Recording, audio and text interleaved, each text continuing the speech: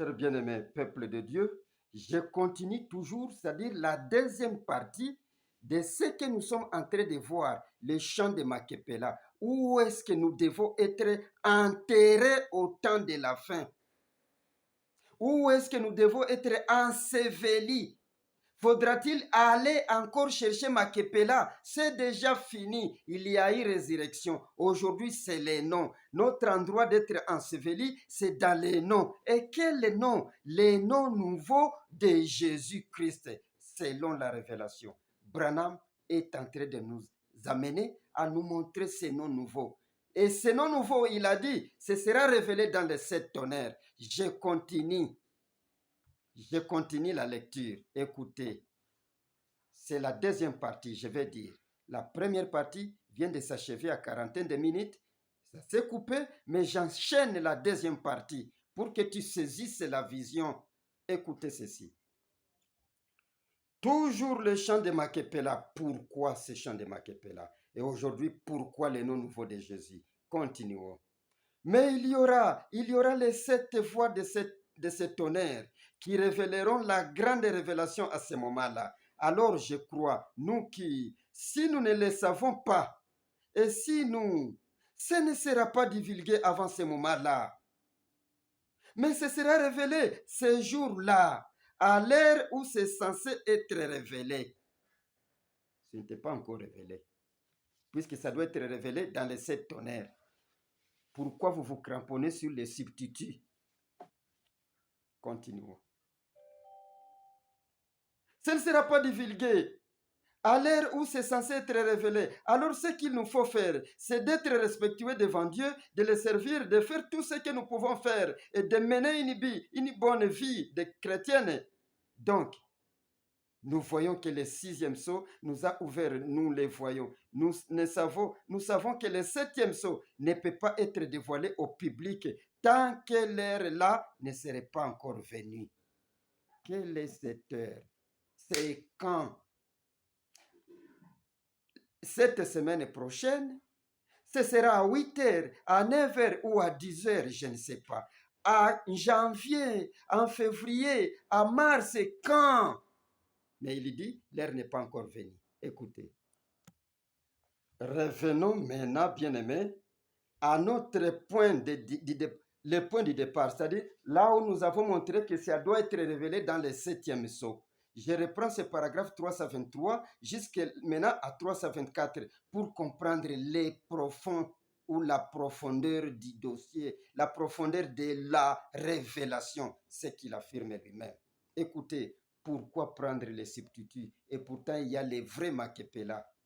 Il y a le vrai chant de Maképéla où nous devons être ensevelis, les noms nouveaux de Jésus-Christ, les noms nouveaux selon la révélation. Écoutez, j'ai lu 323. Or, le grand secret qui repose sous ces sceaux, le 7e sceau, mon bien-aimé, pas les questions et réponses.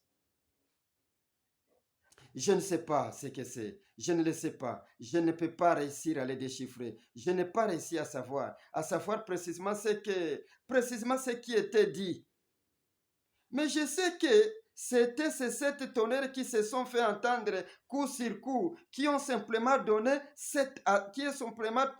à 7 reprises.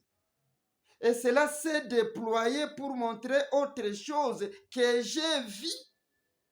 Alors quand j'ai vu cela, j'ai cherché l'interprétation. C'est passé à toute vitesse, mais je n'ai pas réussi à les déchiffrer. C'était tout à fait vrai. Voyez, c'est pas encore tout à fait l'heure pour cela. Le Seigneur Branham, vous êtes vraiment éloquent et vous savez jouer votre rôle.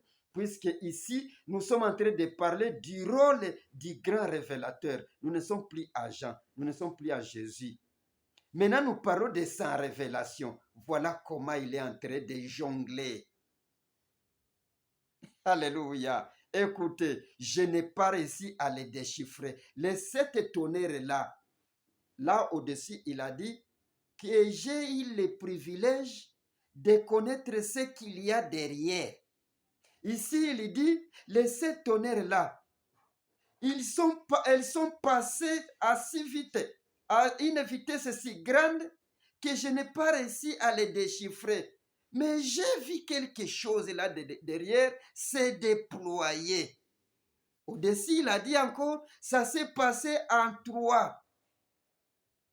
Mais l'heure n'est pas encore arrivée pour qu'il les révèle. C'est ce qu'il dit. C'est ce qu'il dit lui-même, le révélateur. C'est pourquoi je vous ai dit, analysons maintenant sa révélation, puisque c'est lui qui nous doit la révélation dit non. Écoutez, je continue. Je reprends la dernière phrase. C'est passé à toute vitesse. Là, mais je n'ai pas réussi à les déchiffrer. C'est tout à fait vrai. Voyez, ce n'est pas encore tout à fait l'heure pour cela. Ah, c'est qu'on doit encore attendre. Le Seigneur nous prévient, ce n'est pas encore l'heure. Nous devons attendre. Nous allons attendre jusqu'à quand, Seigneur? Écoutez ce qu'il nous dit, 324. Mais nous entrons dans un cycle, c'est-à-dire, c'est toujours là, c'est la continuité maintenant des événements pour arriver à ce que ces noms-là, à ce moment-là, que ces noms soient dévoilés. Par qui? Par les révélateurs Branham. Continuons. Mais nous entrons toujours dans ce cycle. Voyez-vous, c'est pour bientôt. La chose à faire, c'est de vous rappeler que je vous ai parlé au nom du Seigneur. Tenez-vous prêts, car vous ne savez pas à quel moment quelque chose peut arriver. Alléluia. La chose est tellement claire que si vous vous mettez à étudier, vous comprendrez. Pourquoi prendre les substituts alors qu'il y a les vrais champs de Maképéla, que la semence d'Abraham est en train de découvrir. Toi, tu prends les substituts. Oh, dans question-réponse, frère, il a dit que je suis le seul. Oui. Mais dans question-réponse aussi, paragraphe 99, il dit, ça doit être révélé par Dieu. Dans le 7e sceau, il dit, ce n'est pas le moment. Qu'est-ce qu'il faut faire? En effet, non, 25, 24. Tenez-vous tellement prêts, car vous ne savez pas à quel moment quelque chose doit arriver. Ce n'est pas encore arrivé. Continuons. Écoutez comment il continue. Mais c'est intéressant. Frère, soyez aussi intéressés par ceci. Soyez intéressés par cet homme, le révélateur de la parole, Branham et Marion Branham. C'est lui qui révèle tout. Il ne peut pas quitter la scène sans nous donner les noms, sans nous présenter Dieu. Or, à la fin du 7e sceau, nous connaîtrons qui est Dieu, son identité, comment il vit, sa nature, tout cela vous le savez. Écoutez maintenant, paragraphe 326. Je vous dis seulement ce que j'ai vu, ce qui m'a été dit. Et maintenant, vous faites ce que vous voudrez. Je ne sais pas ce qui va se passer. Je ne sais pas. Tout ce que je sais, c'est que les 7 tonnerres retiennent ces mystères. Si vous avez eu la chance d'écouter ceci, cette vidéo que j'ai faite, vous comprendrez quelque chose. Les cieux étaient silencieux. Tout le monde a compris. L'assemblée dit Amen. Il se peut que ce soit le moment. Il se peut que ce soit maintenant l'heure où cette personne remarquable dont nous attendons l'entrée doit entrer en scène. Ah, ce n'est pas encore l'heure. Il se peut que c'est le moment où cette personne remarquable doit entrer en scène. Cette personne remarquable, il vient avec les tonnerres. C'est celui qui gronde sur la terre. Quand il gronde, il n'est plus ce que toi tu connaissais. D'ailleurs, il l'a dit. Cette personne est remarquable. Écoutez, que je vous donne l'idée de cette personne remarquable. Si vous pensez que cette personne remarquable viendra encore du haut des cieux pour t'élever dans l'enlèvement, mon bien-aimé, tu risques d'être dupé. Je ne te dis pas que tu seras dupé, tu risques d'être dupé si tu ne veux pas écouter la voix du prophète. Écoutez ceci. Je lis, c'est rangé du côté de Christ, paragraphe 62, pour te montrer qui est cette personne remarquable. Il y a trois choses qui pourraient m'arriver. C'est soit la fin de ma route. Alors cet autre qui doit venir, laissons-le venir. J'aurais ouvert la voie pour qu'il puisse prendre la relève. Parce que, souvenez-vous, celui qui viendra prêcher s'éteindra la parole. Ramenez la foi des enfants à celle des pères. Il se peut que ce soit la fin de ma route. Il se peut qu'il soit en train d'opérer un changement dans mon ministère pour un retour à l'évangélisation outre-mer. Ou bien, il se peut qu'il ne m'appellera plus à être un évangéliste. Il se peut qu'il m'amènera quelque part dans le désert pour me oindre, en fait de m'envoyer, je pense, comme celui dont la venue a été promise. Ça pourrait être n'importe laquelle de ces trois choses.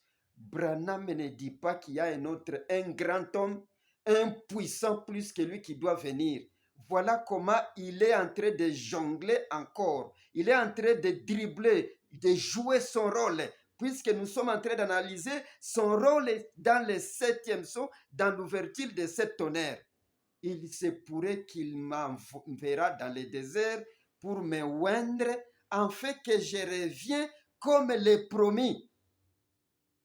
Et le promis, c'est qui? Toi, tu t'attends à qui? Le promis, c'est Jésus seul. Dieu qui doit venir avec son nom pour l'écrire si celui qui a vaincu les synagogues de Satan, qui a vaincu la bête.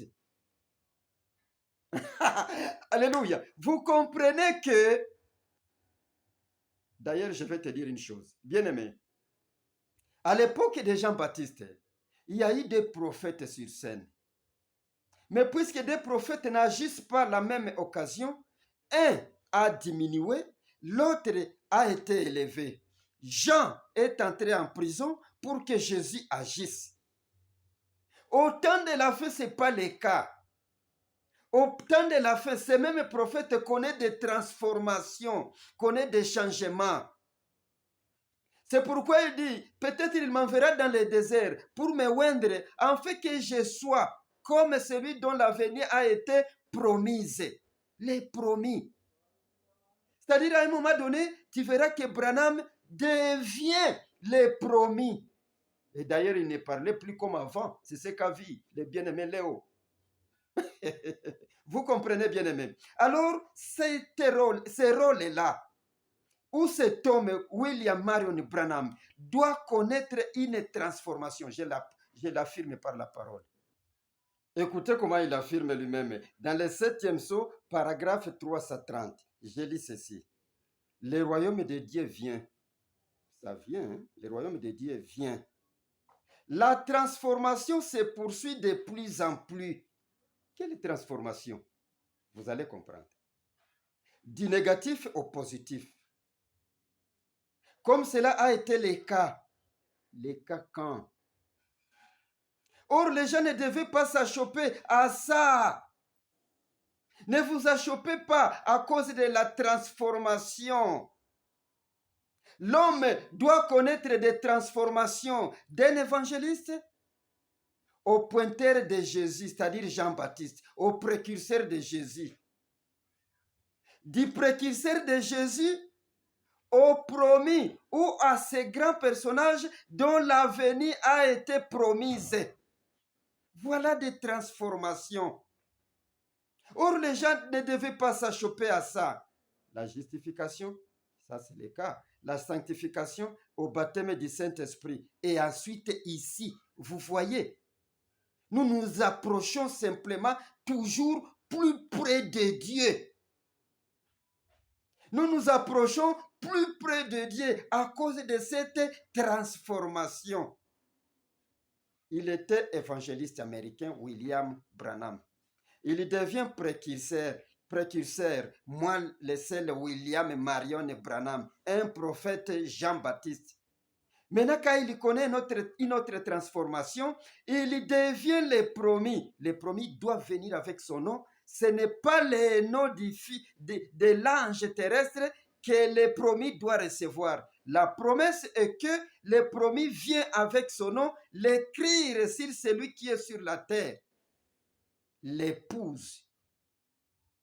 Ça, c'est ça la promesse. Puisque l'ange du 7e âge a toutes les promesses de la Bible, y compris les noms nouveaux de Jésus, qui doivent venir, les noms que Jésus avait eus.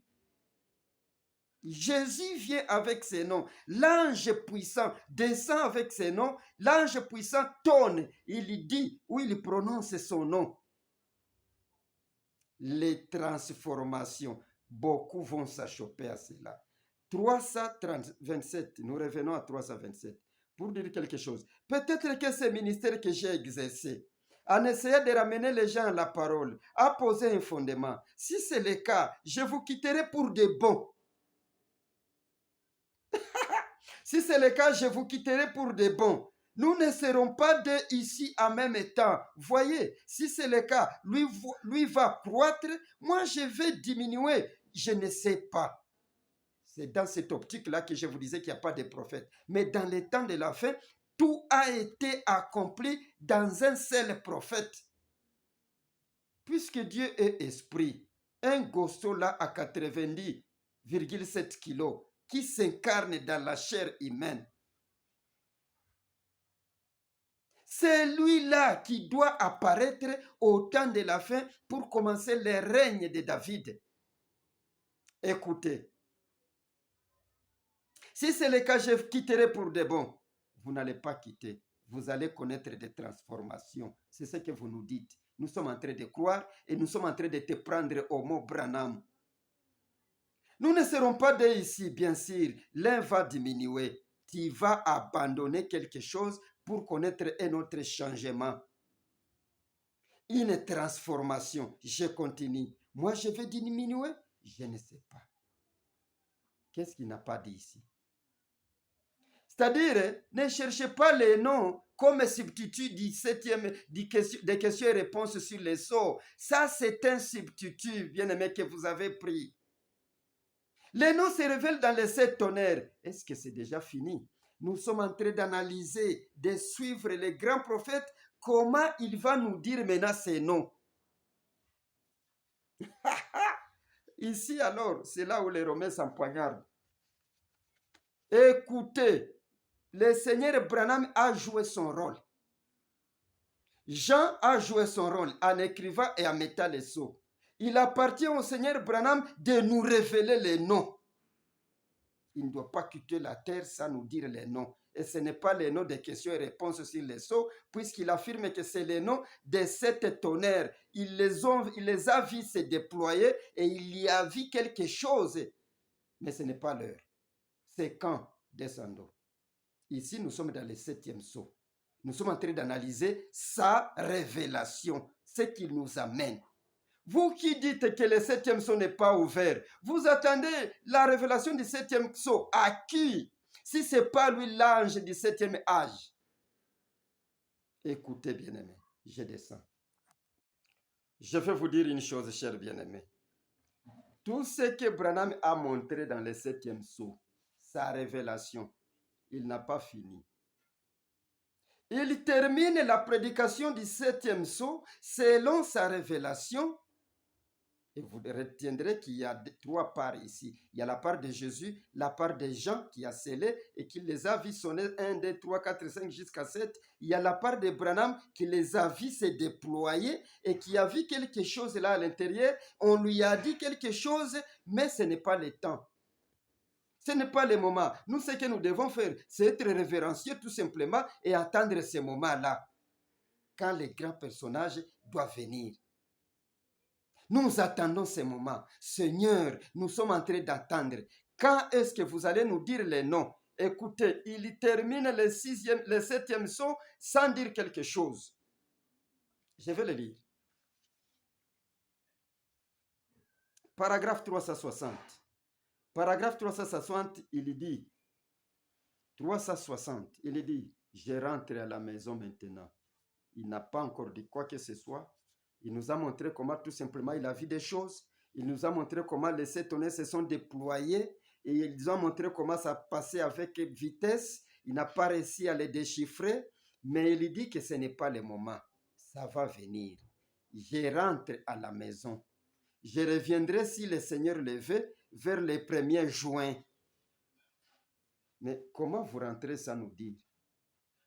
Comment vous rentrez à la maison sans nous dire? Je rentre à la maison. Je reviendrai vers le 1er juin.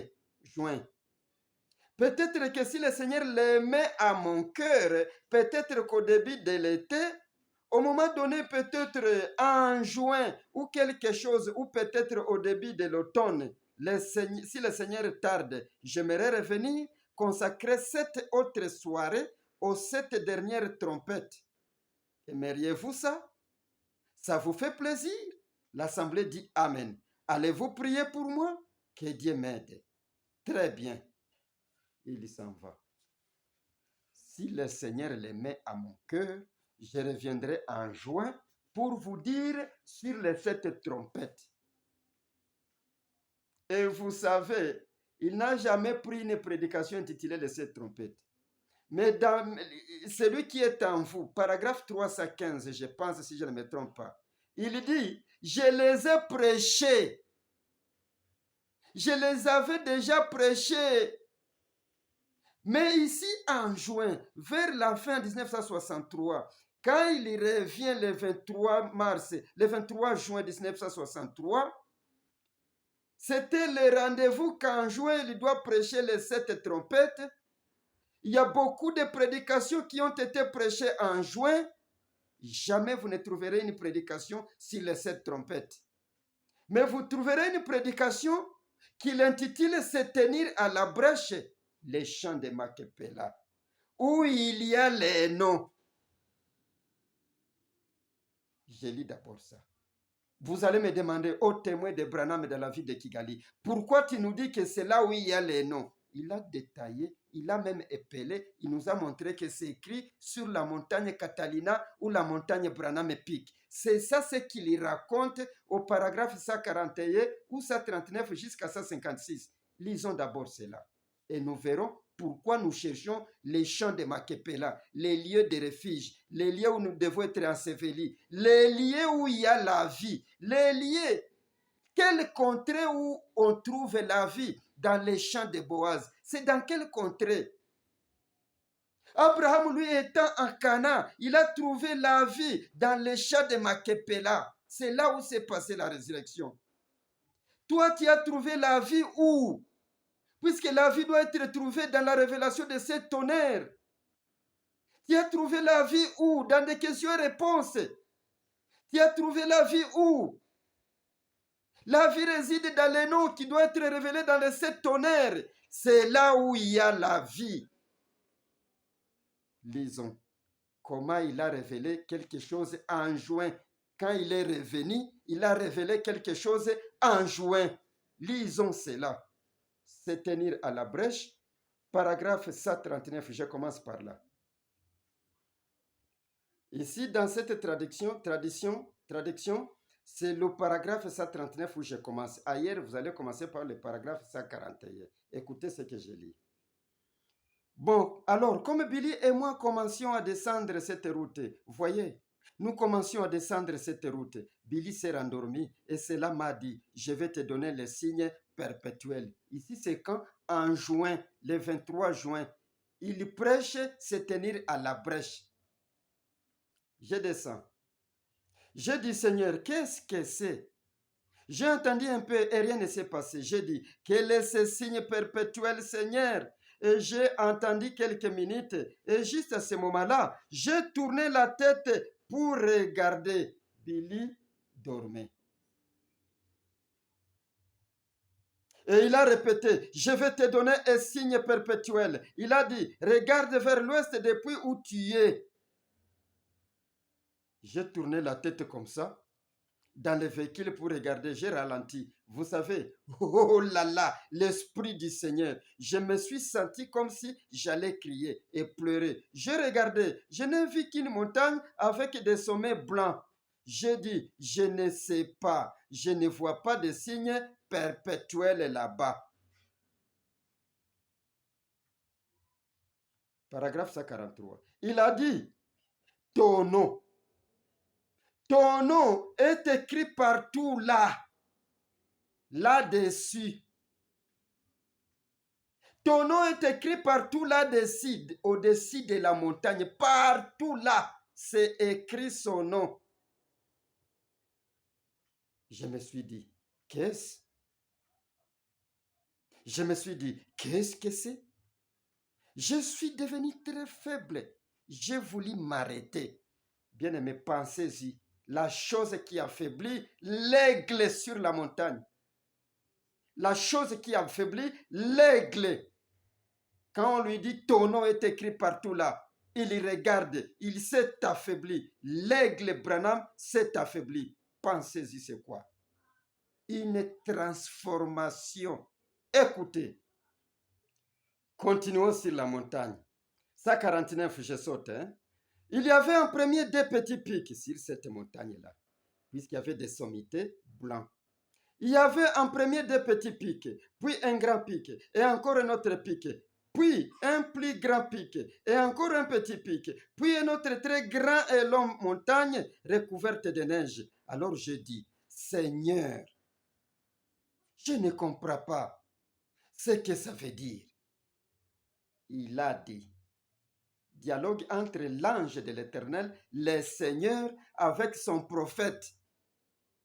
Son prophète qui va connaître une transformation, un changement. Il a dit, combien y a-t-il de pics? J'ai dit, il y en a 7. En réalité, il a vu 7 pics. Comme ça, 3 longs pics et 4 petits pics, qui se terminent par un long pic qui s'étend, qui continue. Combien y a-t-il de lettres en ton nom? Maintenant, les noms que tu vois écrits partout là, puisqu'il s'était affaibli. L'aigle, on l'ouvre les yeux, il voit les noms, il s'affaiblit. Pourquoi il s'affaiblit? Vous lirez, quand vous allez étudier, vous trouverez, il dit, je me suis rendu compte que quelque part là, j'ai fait une erreur. Écoutez, y a-t-il combien de pics? J'ai dit, il y en a 7. Combien de lettres y a-t-il dans ton nom? B-R-A-N-H-A-M. M-A-R-R-I-O-N. B-R-A-N-H-A-M. William Marion Branham n'a jamais dit que c'est 21. Puisque quand vous prenez son nom ancien, les noms que son père lui avait donné à sa mère, c'est 21, 777. Mais lui, au lieu de donner 21 lettres, il dit non. Il y a ceux qui vont chercher les chants de Makepela. Il y a les témoins de Branham qui viendra chercher les chants de Makepela. Je risque de les confondre. Je risque de lui donner un substitut. Je risque de lui donner ce qui n'est pas vrai. Je risque de lui donner ce qui ne vient pas de la bouche du prophète. Et par conséquent, je vais être un prophète de la seconde religion. La religion de mon père, puisque c'est mon père qui m'a donné ce nom en connivence avec son épouse. Or, la promesse dit quoi? Ça viendra par la bouche, ça sera prononcé ou déterminé par la bouche de l'Éternel. Je risque d'induire en erreur les témoins de Branham, les Abraham, la sémence d'Abraham qui cherchera Makepela pour s'y réfugier, pour chercher la vie. Il n'a pas donné 21 lettres. Voilà ce que je veux dire. S'il donnait 21 lettres, ce serait fini. On ne parlerait plus d'un nom nouveau, puisque les noms nouveaux, ce serait déjà connu. William et Marion Branham, son nom ancien. Mais qu'est-ce qu'il a fait? Il a dit, si je donne les lettres, je fais allusion à ce nom-là que mon père m'a donné. Là, c'est comme ça que j'ai compris par les prophètes.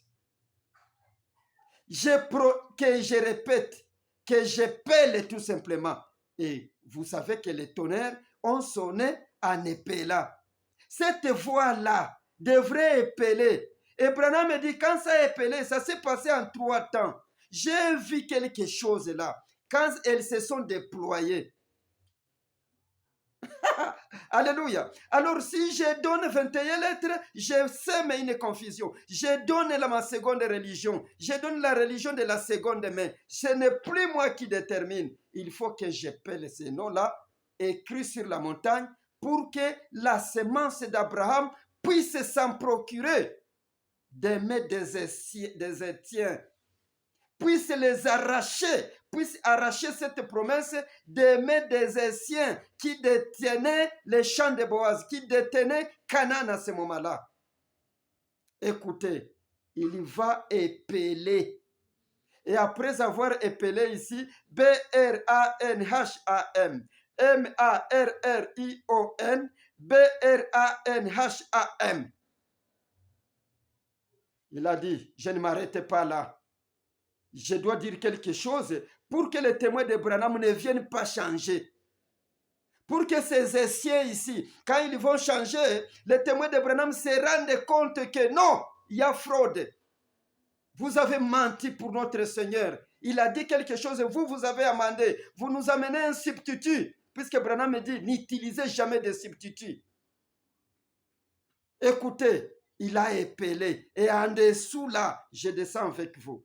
Je suis à 156, 155 ou 157 pour autre tradition. Il dit quoi?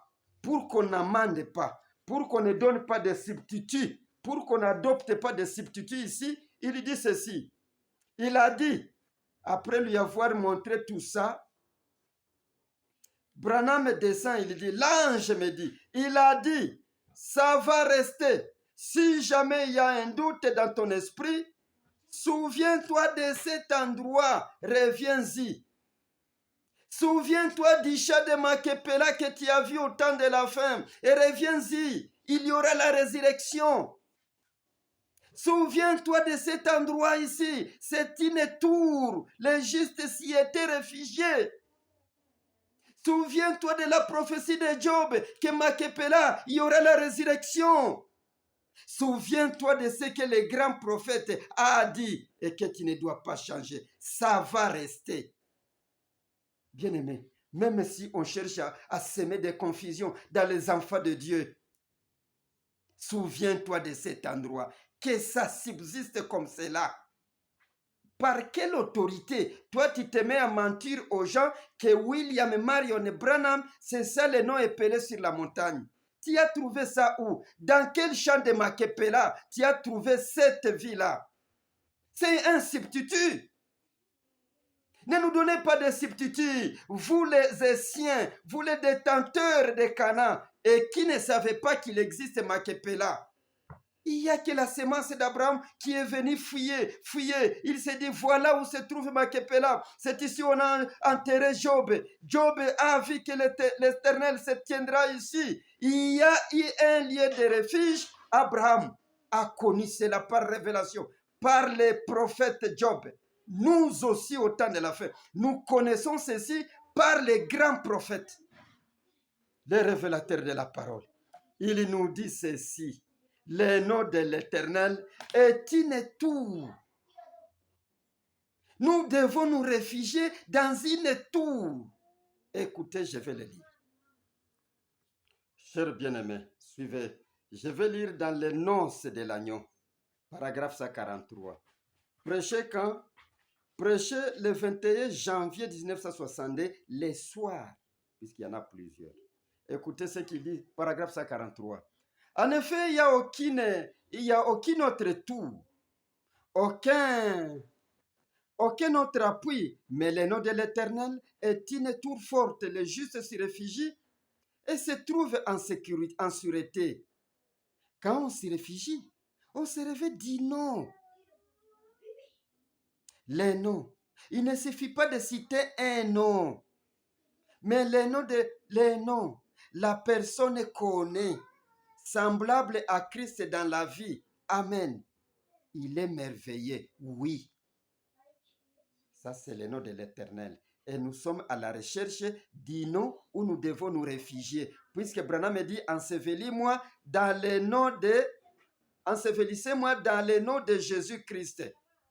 Et en ajouter selon sa propre parole, dans le nom de Jésus-Christ selon l'Apocalypse. Nous sommes à la recherche de notre Maképéla. Aujourd'hui, ce n'est plus les champs. Nous ne devrions plus aller en Israël, en Canaan, dans le temps, pour chercher Maképéla et y être enterré. C'est déjà révolu. La résurrection déjà eu lieu. Aujourd'hui, notre promesse, c'est les noms. Et quel nom? Le nom qui doit être révélé dans les tonnerres. Écoutez, il l'a donné déjà. Vous devriez y entrer sans doute. Ne cherchez pas de substituts. Passez par ce parcours-là, passez par l'analyse de sa part, la part qu'a joué le grand prophète. Écoutez maintenant, le nom de l'Éternel est une tour, les justes s'y réfugient. C'est ça notre Maképéla aujourd'hui. Les noms donnés à la montagne Branham Peak, les noms révélés dans les 7 tonnerres. Je descends, je lis une bannière. Je disais, je lis la suivante brochure. Je lis la manière d'un vrai prophète. Paragraphe 146, tradition Shekinah Publication. Prêché le 19 janvier 1963. Je lis ceci. Écoutez. C'est dans la parole de Dieu qu'il y a le salut. La Bible dit, le nom de l'Éternel est une tour forte. Les justes s'y réfugient et se trouvent en sûreté. Et c'est l'unique zone de sécurité que je connaisse. Branham ne connaît plus une autre zone de sécurité si ce n'est le nom de l'Éternel, c'est-à-dire un nom éternel. Or, il a donné un signe éternel, un nom qu'on appelle signe éternel. Pourquoi on l'appelle signe éternel? Puisque quelque chose qui vient du ciel, c'est un signe. Quand un prophète apparaît, il est un signe. Quand le nom apparaît, c'est un signe en provenant du ciel. Quand la colonne de feu est apparue, c'est un signe du ciel. Alors, ce signe du ciel-là, c'est un signe éternel, c'est-à-dire irremplaçable, qui existera toujours. Et ce signe-là, c'est le nom Branham, Marion Branham. Or, le nom de l'Éternel est une tour forte. Le juste s'y réfugie et il est en sécurité. C'est l'unique zone de sécurité que je connaisse. C'est ce que les prophètes ont toujours cru. Quel prophète? Écoutez, il va le dire ici. Quand Abraham mourait, quand Job mourait, il lui a indiqué les lieux de sa tombe dans la terre promise. Ah, vous voyez la nuance là. Le nom de l'Éternel comparé au champ de Maképéla où on enterra Abraham, où on enterra Job, où on enterra les patriarches. C'est-à-dire, les patriarches aujourd'hui, la sémence d'Abraham cherche un lieu de sécurité, là où il y a la vie, les noms éternels, qu'on appelle signes, puisque ça nous vient du ciel. Peut-être ce n'est pas entré. Mais c'est ce que les prophètes ont cherché, ont cru. Ils savaient que tout cela était un symbole, un type. Maintenant, l'antitype aujourd'hui, c'est le nom de l'Éternel, les signes éternels.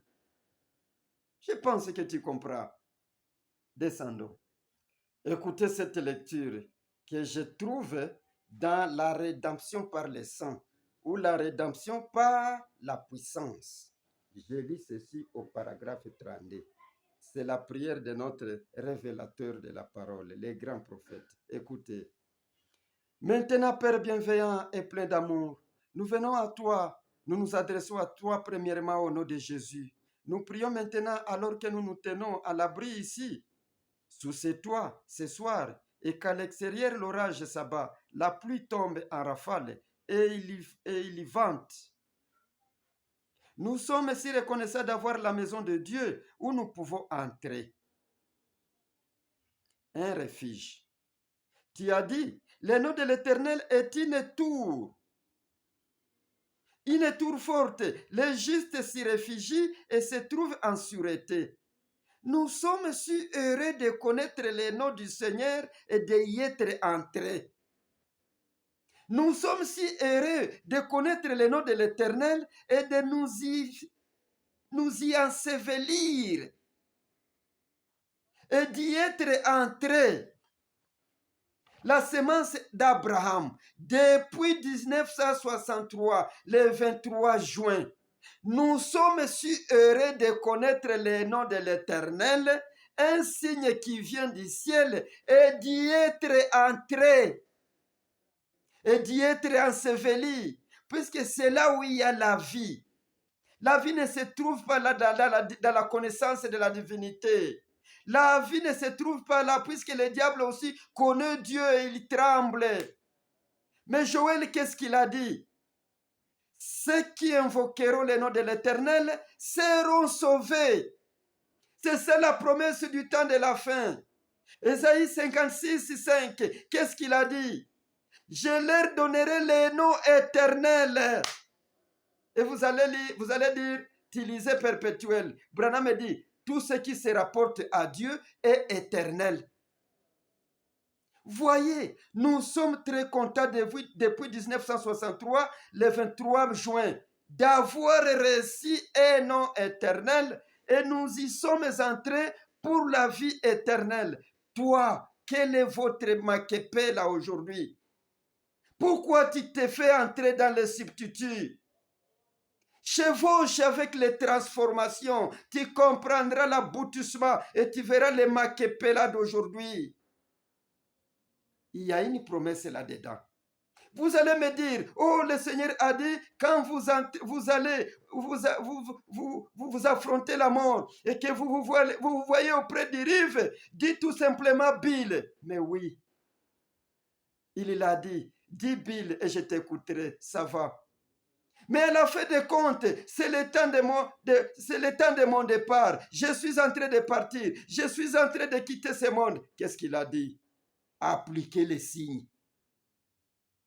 Appliquez les signes, sans cela, vous mourrez. Branham Tabernacle, il a dit, Branham Tabernacle, appliquez les signes, sans cela, vous mourrez.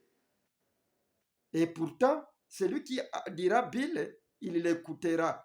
Ah, c'est-à-dire, l'Écriture interprète l'Écriture. Le Seigneur, finalement, il nous a montré les lieux de refuge. Pourquoi tu hésites? Tu vas prendre les substituts. Dieu n'a jamais eu plusieurs noms. Quand il se donne les noms, il se donne un nom éternel. C'est au temps de la fin que toutes ces promesses sont en train de s'accomplir.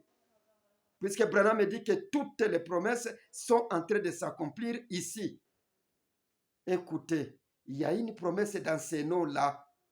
Il a martelé une chose. Je lis dans les signes du 8 mars 1964, paragraphe 132, pour vous dire réellement que si vous n'appliquez pas ces signes éternels-là, c'est la mort. Rien que la mort, il n'y a plus un autre moyen de s'échapper. Parce qu'il l'a dit. Et nous le tenons par ces mots. Et Abraham a tenu Job à ses mots et il a été ressuscité. Il fut ressuscité avec les siens. Et toi, tu es entré pêle-mêle comme ça. Tu ne sais pas l'aboutissement des choses. Tu ne sais pas l'aboutissement. Tu ne sais même pas localiser Maképé là aujourd'hui. Tu ne sais même pas localiser là où il y a la vie. Tu es comme un Éthien là. Détenteur du champ de Boaz, mais tu ne sais pas localiser là où il y a la vie. Il y a Maképé là aujourd'hui, Maképé là où il y a la vie. Branham, Marion Branham. Écoutez, il y a une promesse là-dedans. Et je pense que tu ne vas pas tergiverser. Il y a ceci, écoutez. Écoutez sa signature sur ces noms-là révélés qui nous est venu sous forme de signe. Et quel signe? Un signe éternel. B-R-A-N-H-A-M. M-A-R-R-I-O-N. B-R-A-N-H-A-M. C'est comme ça, par son bon plaisir, qu'il l'avait amené. Et il a dit, ne change rien, ça doit rester. Quel sera le rôle de ce signe-là?